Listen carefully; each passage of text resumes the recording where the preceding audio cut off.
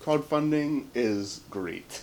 There's a lot of good stuff that comes out that probably would have taken either a lot longer to come out or would have probably been held up by, you know, forces beyond the creator's control. But at the same time, you got to be careful on there. Like the last video I put out, I kind of realized I got really fleeced on something that I had crowdfunded a couple of months ago. Well, close to 11. And looking back at what happened, it's kind of tricky to see where things might go wrong. You know what I mean? So I was thinking about it because I put the video out last night, and I was thinking about it, and I was like, okay, what can I look for if I want to protect myself on crowdfunding? What can you look for?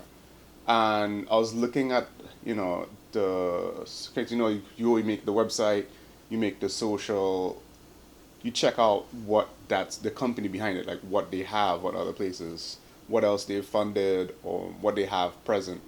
And I was noticing a couple of things. So, what you should look for, right? If you go to the website and it's a single, like, small little page with like a logo and go fund us on Indiegogo and like an email, that's actually not a, I don't think that's a good sign at all. I don't think that's a good sign at all. It's really simple to do. It's like low investment. A lot of times, if you are gonna get conned, it's like they're cons scams where people go all in on them, and there are scams where it's just, hey, pop up shop, I'm here today, gone tomorrow kind of deal, where it's low investment. They only have to have the site up for enough to say, all right, they did make, there is something there. And the other thing that I saw was on the social, like the Twitter and everything.